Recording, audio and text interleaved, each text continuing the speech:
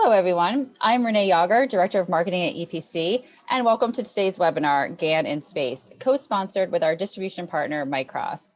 Before we get started, a few housekeeping items. You have the opportunity to submit text questions to Alex by typing your questions into the Q&A feature at the bottom of the screen. You can send in your questions at any time. We'll collect these and address them during the Q&A session at the end of today's presentation.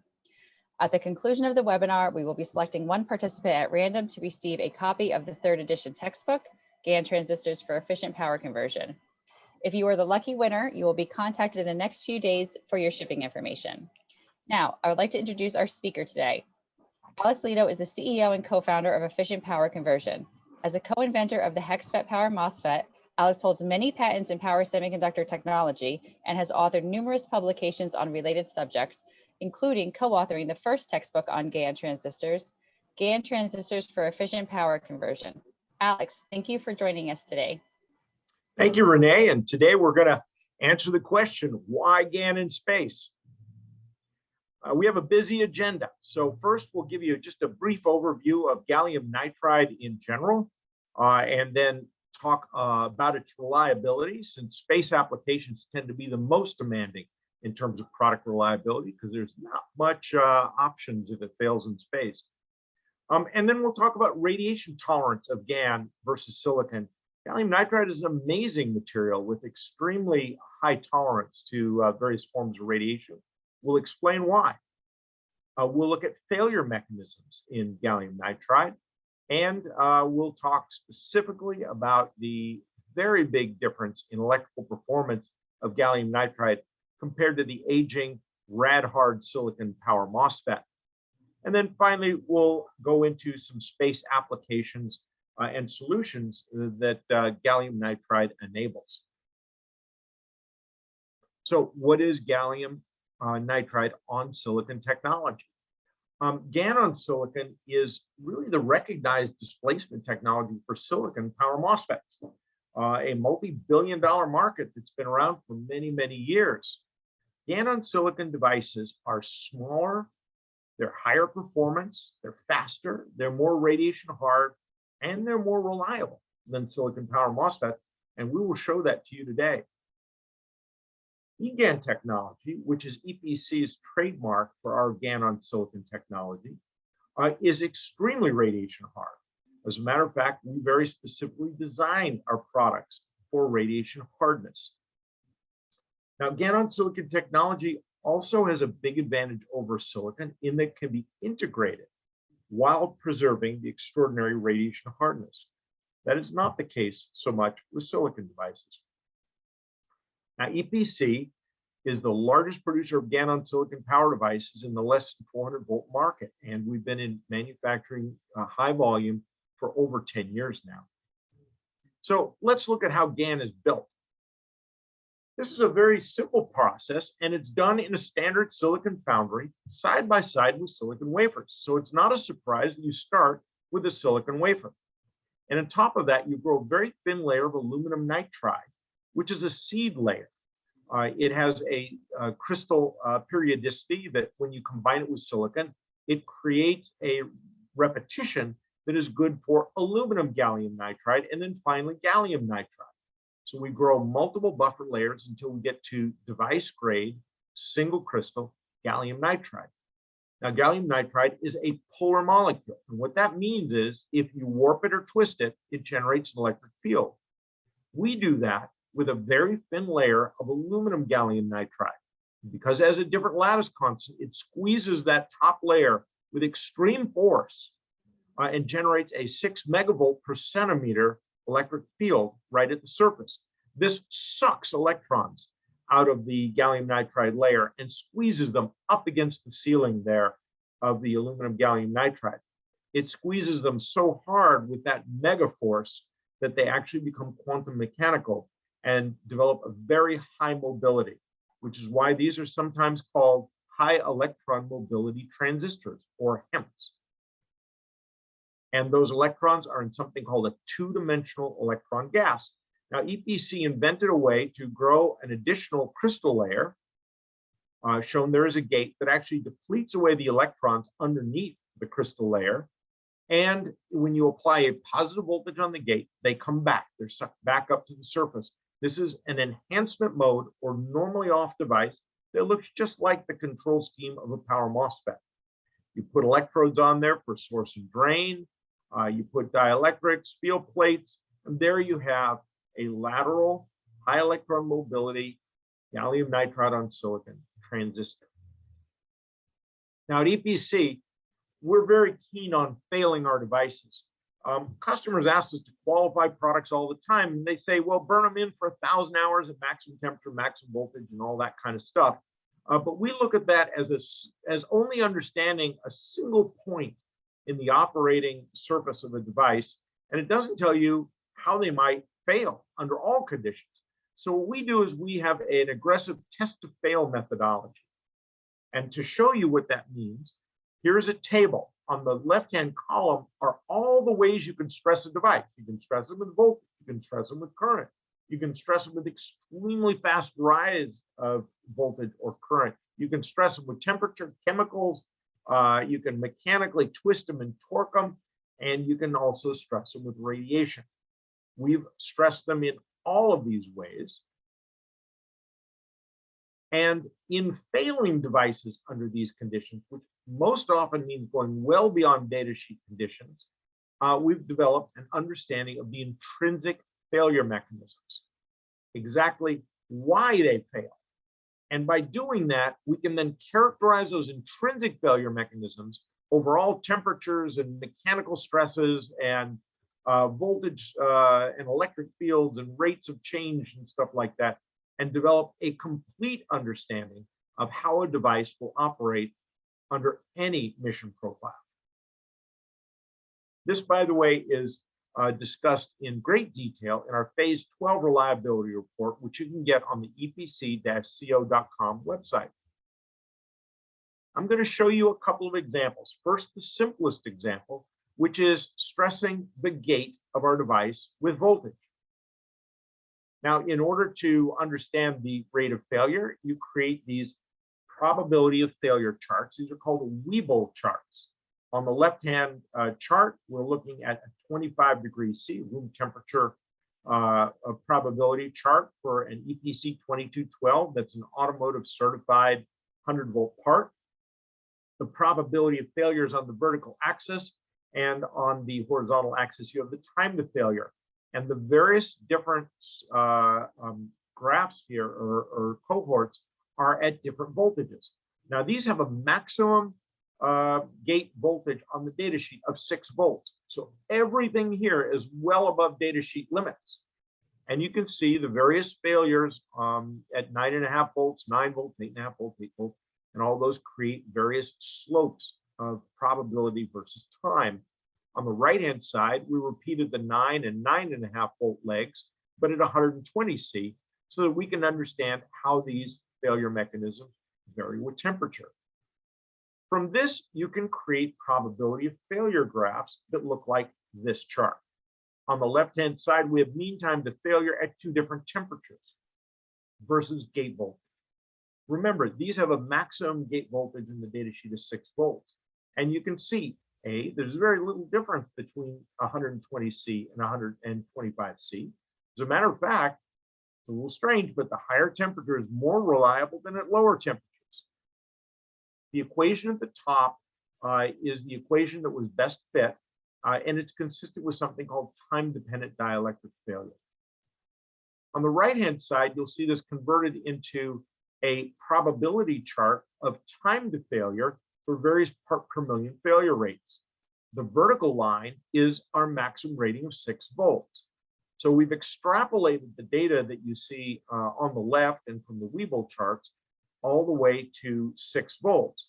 And for example, if you look at 1 part per million and you just trace that diagonal line all the way up to the 10-year line, you'll see that if you apply DC voltage on our device for 10 years of 5.25 volts, you will get 1 part per million failure rate with, in this case, a 90% probability or better. So extraordinarily reliable. Now, this is backed up with the fact that we've already shipped tens of millions of parts into the marketplace for over 10 years. and have had 0 failures of gates. So there is field confirmation of these kinds of failures. Now, to complete the picture, we needed to understand exactly where they fail. As I told you, the equation that we used was consistent with time-dependent dielectric failure. Well, is there a dielectric that's failing?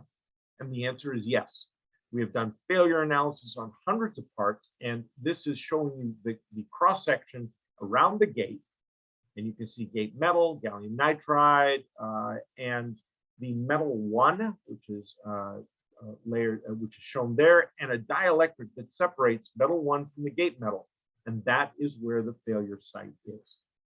It's a time-dependent dielectric failure of a silicon nitride layer between gate metal and field plate 1. It is not in the GaN at all.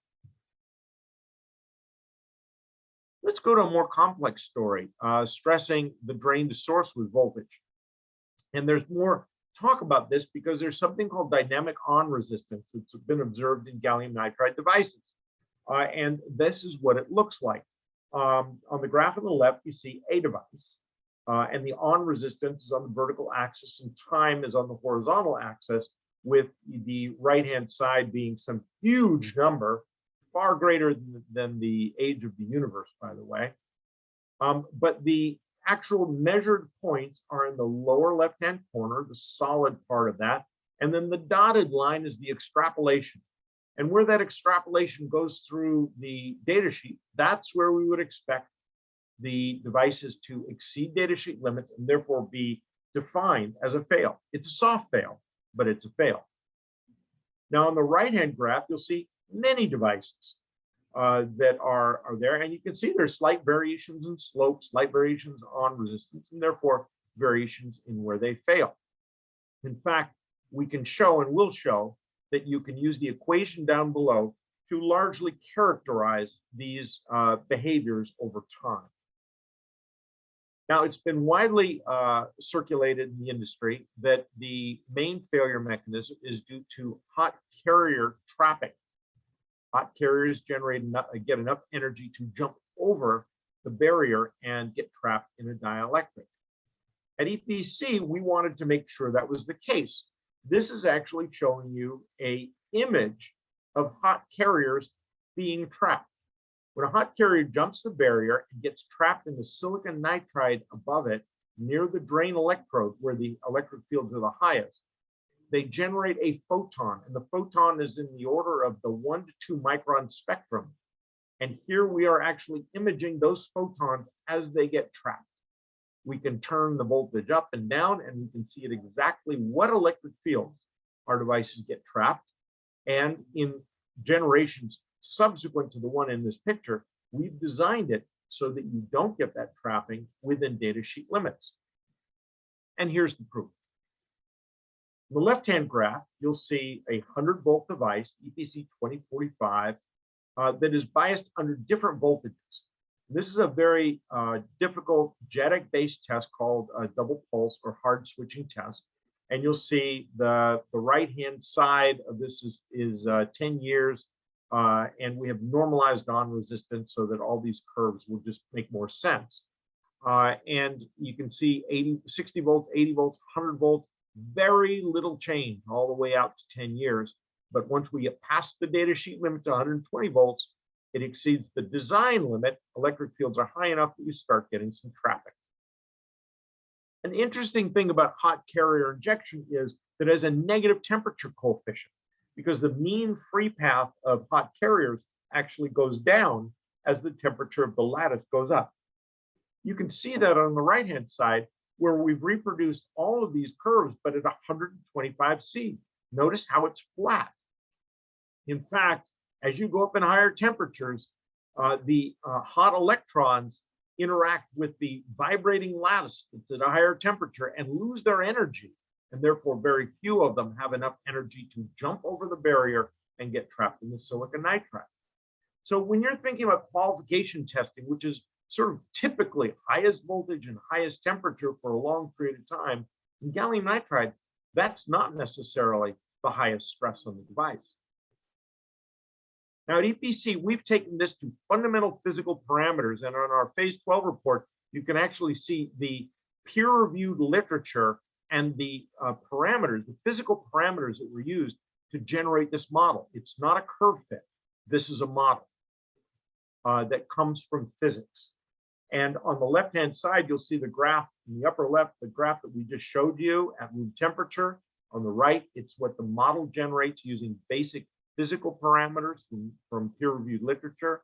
And the lower graph on the left is at different temperatures. And again, it shows you the negative temperature coefficient, where the 25C line has the highest slope, and the 125C line, as you saw, was basically flat. And it's also what the model predicts. So we have a basic physics model for gates. We have a basic physics model for drain source. In the case of gates, it's a time-dependent dielectric breakdown, which is a hard fail. In the case of drain source, it is a electron trapping, and it is a soft fail. So let's look at radiation now. That's something that we've spent a lot of time on in my past career at International Rectifier. We developed the basic rad-hard MOSFETs that are in use in all satellites today. We've taken knowledge over the ages, but we've applied what we know in gallium nitride to make these things extremely radiation resistant. First, let's look at the failure mechanisms. There are three basic failure mechanisms for power devices under radiation: trapping of charge, physical damage to the crystal, or momentary short circuits that are due to electron hole clouds.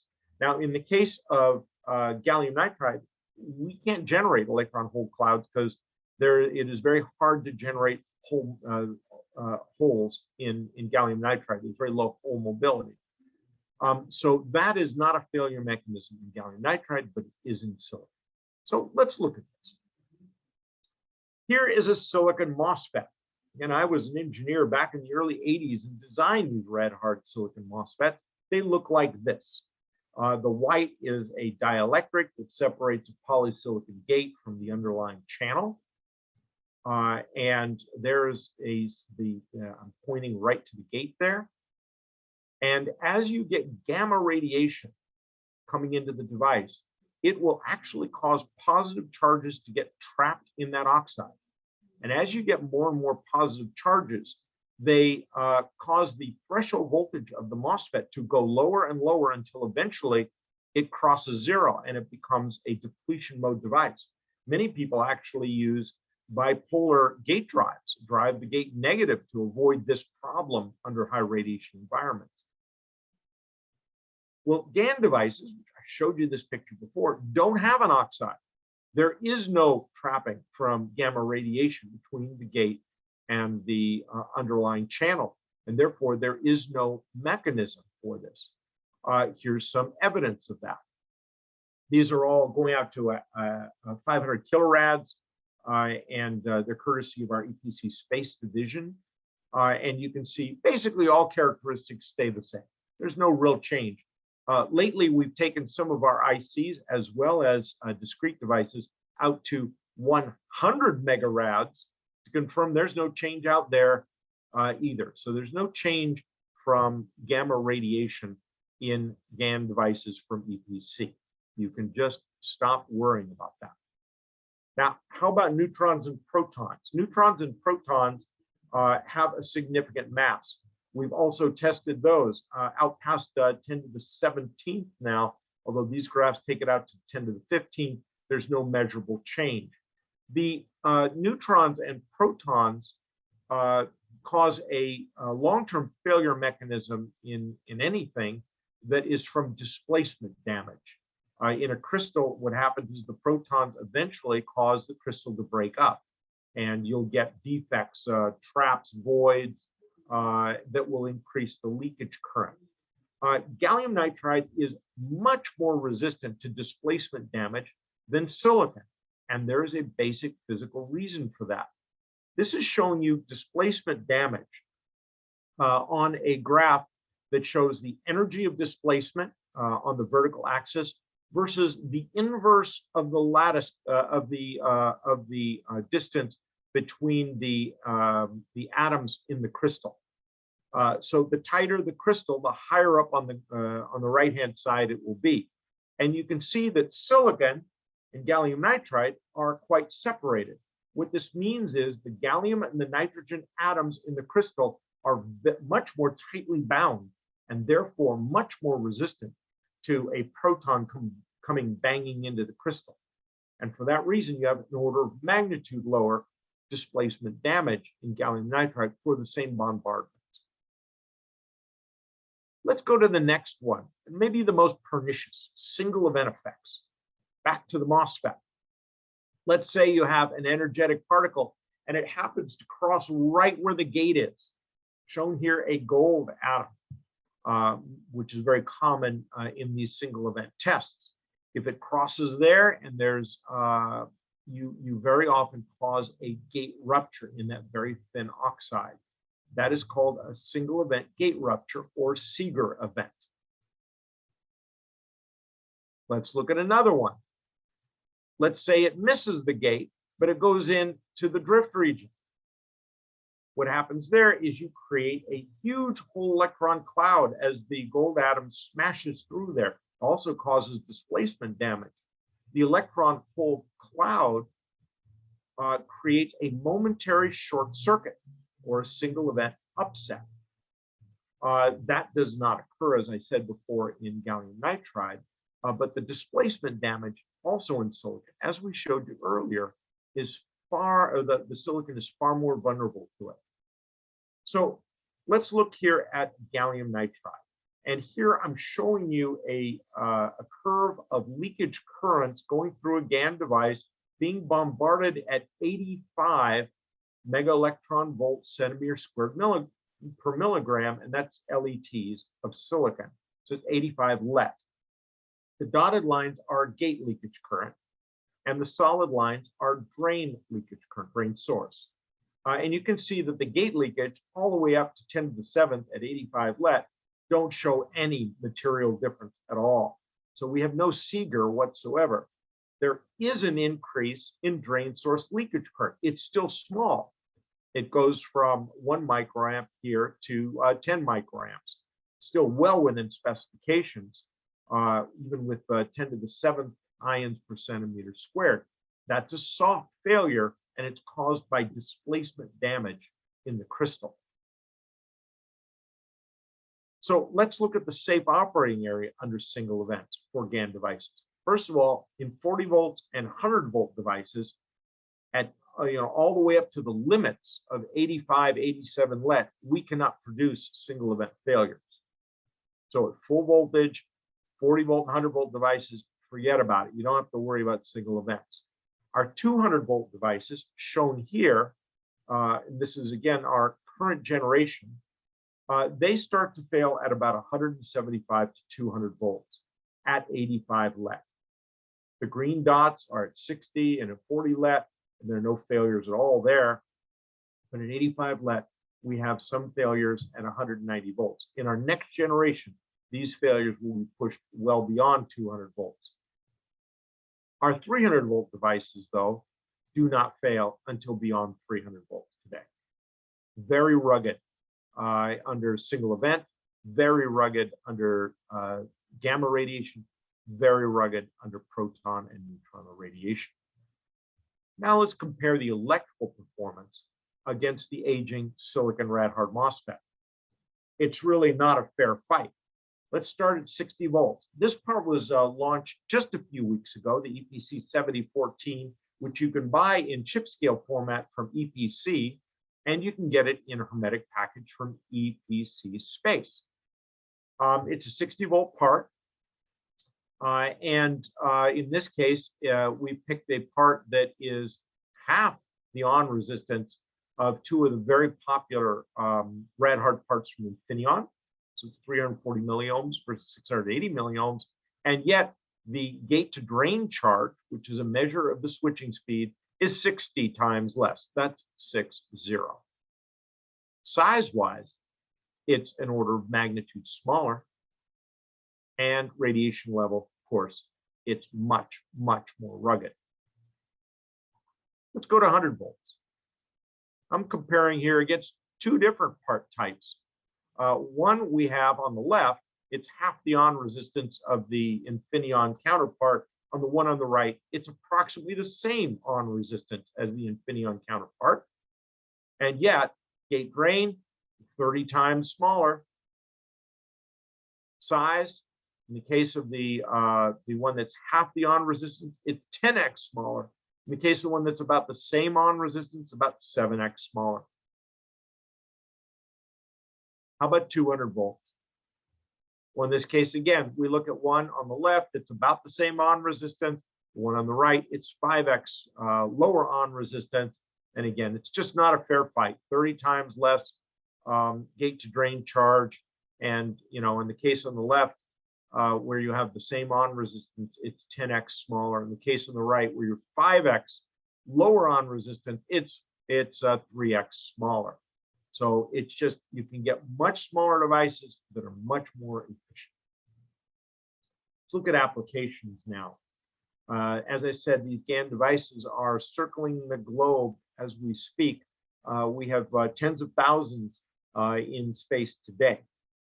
One of the key applications is DC to DC converters, such as this one from VPT. Based on the ruggedness of the GaN devices, an improved topology is possible. And as you can see, with an input voltage of 100 volts, output voltage 28 volts, this power supply is not only much smaller than the silicon counterpart, but is also 96% efficient compared to the best silicon DC to DC converters in this range at 91%. That's a huge difference, especially in space. Another application, reaction wheels in space. And gallium nitride devices are much smaller and lower in weight, and also generate less EMI and are able to go at higher frequencies, which generate less vibration, less noise. Our GAM-O2 products have been designed into many motor control applications for reaction wheels. And as it shows here, we have 42 million GAM-O2 hours in low Earth orbit as we speak, with another 100 million coming up in the next year. This is a new, newly launched demo board from EPC Space. That's a 3-phase motor drive that you can use to get into this this design very quickly. Those are our GAM-O2s. The part that's demo board is EPC 7C006. It comes, you can buy a motor control card that slides in for standard controllers, like from Renesas or from ST or from Microchip, so that you can get quickly up and running with a motor drive for your space applications that you know is going to be rad hard. LiDAR, another big application in space. In the case of GaN, it's extraordinarily fast and can go to very high currents in tiny size, which is a very important attribute for light detection and ranging for things like space station docking. Ion thrusters, another very good application. And higher efficiency, tiny size, and the ability to generate very high power densities allows you to create ion thrusters that are much more efficient and much smaller.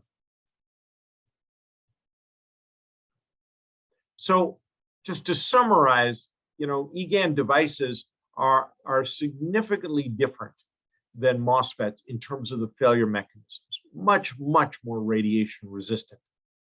GaN devices, really, you can just about forget about radiation with EPC's eGaN devices.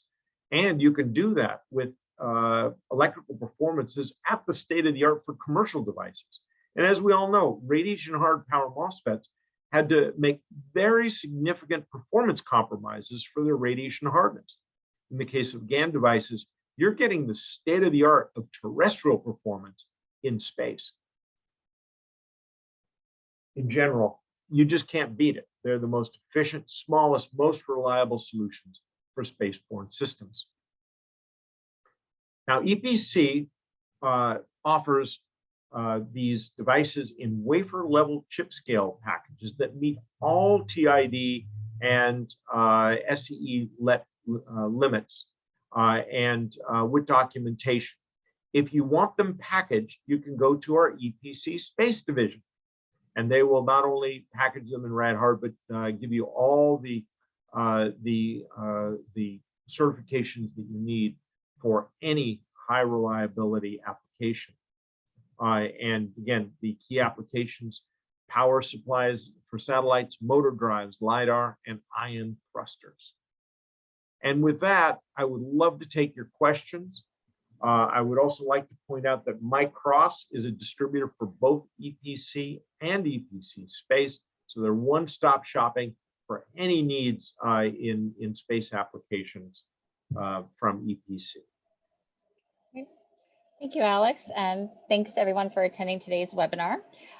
We are going to begin answering questions that were submitted during today's presentation.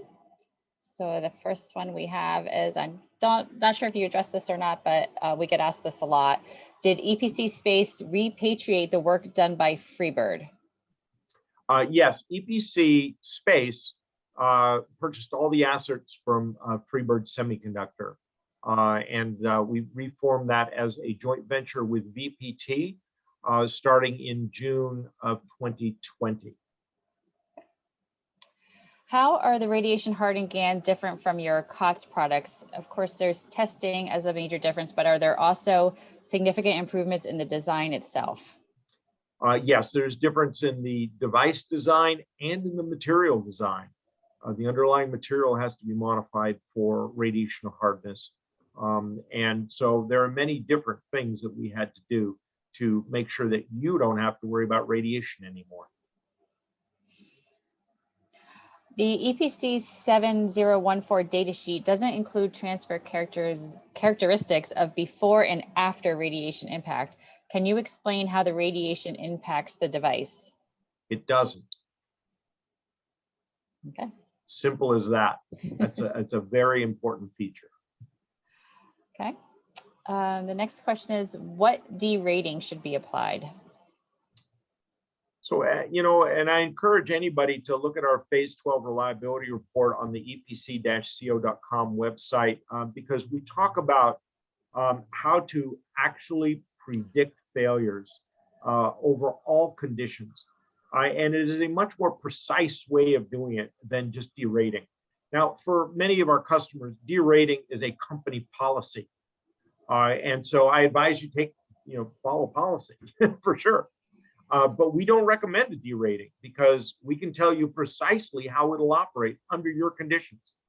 We can take your mission profile and help you understand what are the failure mechanisms under that mission profile and when to expect to see failures from them. We have questions on specifically slides 13 and 14. It says, how do these graphs look beyond 100 kilohertz, perhaps to 1 megahertz? So let me put that up there. This is showing you at 100 kilohertz what's called the double pulse hard switching test. If you go to a megahertz, these curves stay parallel and shift up slightly. And it's a very slight shift up. So it really doesn't impact the overall lifetime prediction very much, all versus frequency. Does the nature of the GaN lateral topology enhance the device's radiation capability? The lateral topology neither enhances nor degrades it. It's just the way you make a high electron mobility transistor. It's the cool stuff that we did inside that makes it radiation hard. How does the fast switching of GaN devices impact EMI noise generation? Yeah, that's a great question. We get asked that a lot. People, kind of have in their mind that as you go to higher switching frequencies, you're going to get more EMI. Turns out that EMI comes from several things. It comes from the DVDT of the rising and falling edges of a pulse.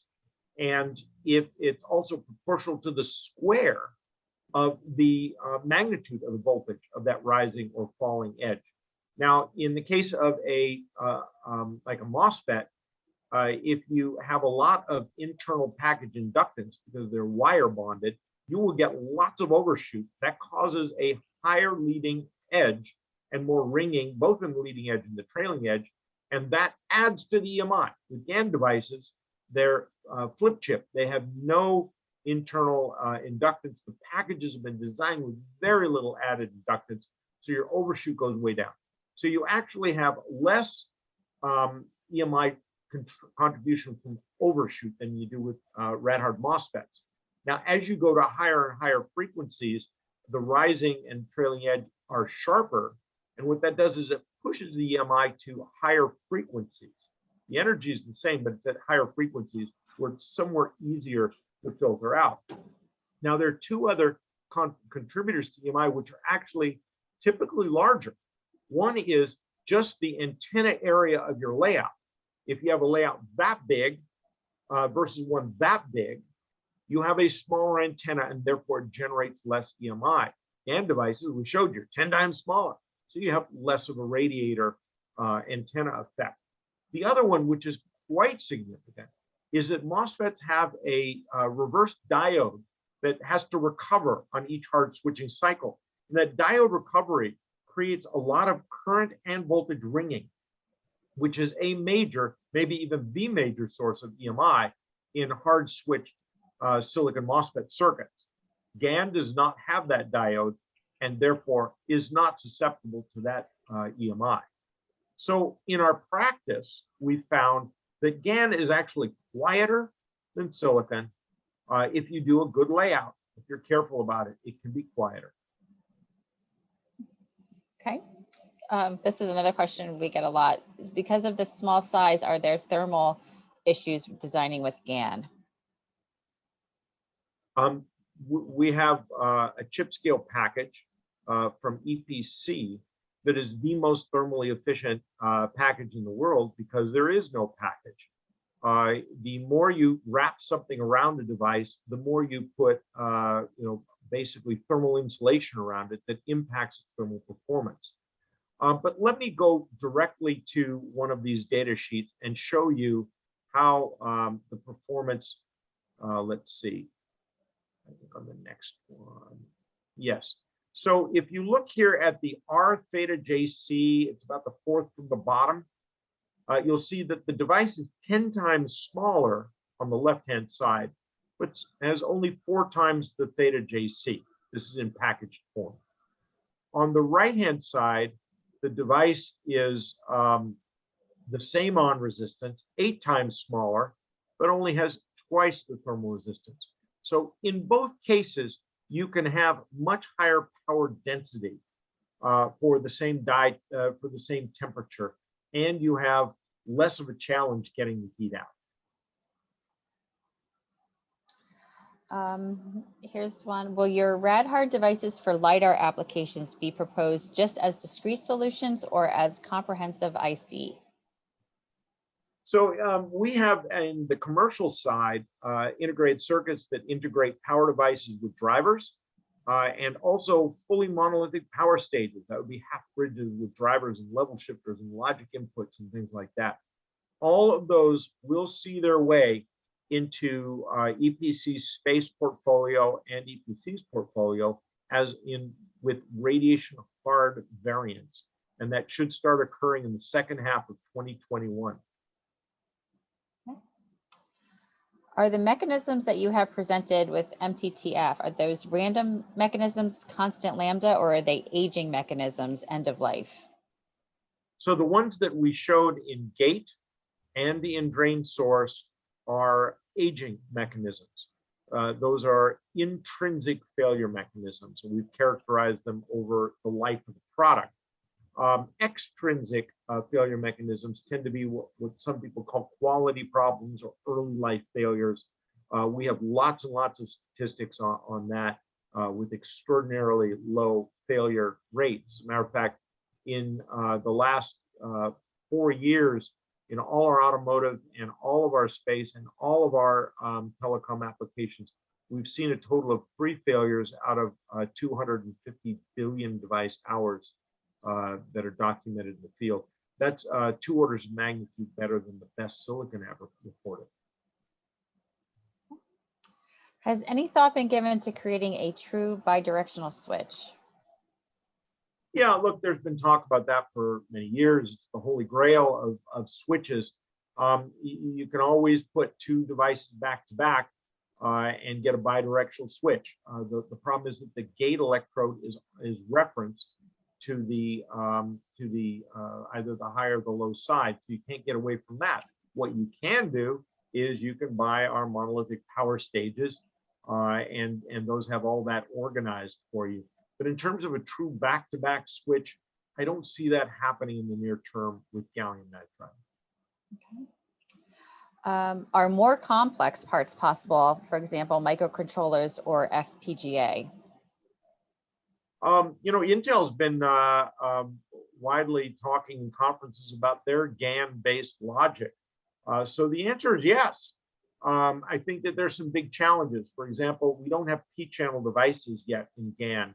So our devices, which you can buy today, have NMOS logic on it. And that has slightly higher quiescent currents, but it still performs quite well. I do believe that those will be overcome. And you've got powerhouses like Intel working to generate GaN-based high-density logic. And that should be pretty exciting to watch. One more. In space, the temperature will typically be significantly lower. Do you have performance results of GaN under cryogenic temperatures? Yes, we do. And if you go to our reliability report phase 12 on our website, epc-co.com, you'll find both the discussion and data on lower temperature operation. Okay. All right. Well, thank you, Alex. And again, thank you everybody for attending the webinar. If you have any additional questions, please send them in to info@epc-co.com. Before we go, I just want to let everyone know we are going to be kicking off a 4-part How to GaN webinar series running throughout the summer. This is a series of intensive webinar trainings focused on design techniques to achieve maximum performance in your GaN designs. Each session will be hosted by one of our GaN experts and last 1 hour, including time for Q&A. The webinars will take place bi-weekly throughout July and August. Please visit our website at epc-co.com for more information and to register. Thank you for joining us today. Thank you to our partners at Micross for co-sponsoring this webinar, and have a great rest of your day. Thank you, Alex. Thank you.